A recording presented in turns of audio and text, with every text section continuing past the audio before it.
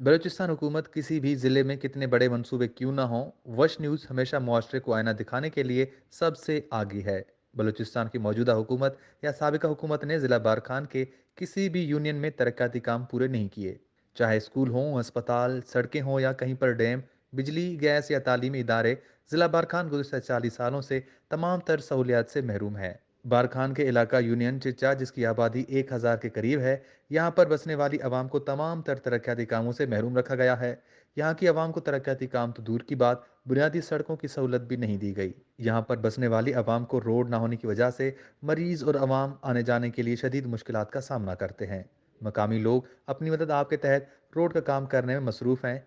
मकामी लोगों ने वश न्यूज़ से बात करते हुए कहा कि यहाँ इमरजेंसी की सूरत में या बारिश हो तो नदी नालों की वजह से कई हफ्तों तक हम रखनी शहर तक नहीं पहुंच सकते। मकामी लोगों ने वज़ीर आला बलूचिस्तान मीर अब्दुल कुद्दूस बिज़िंजो और बारखान एमपीए सरदार अब्दुर्रहमान खेतरान से मुतालबा किया कि हमें रोड की सहूलत फराम की जाए ताकि हमें और मरीजों को मुश्किलात का सामना ना हो। वश न्यूज़ बारखान।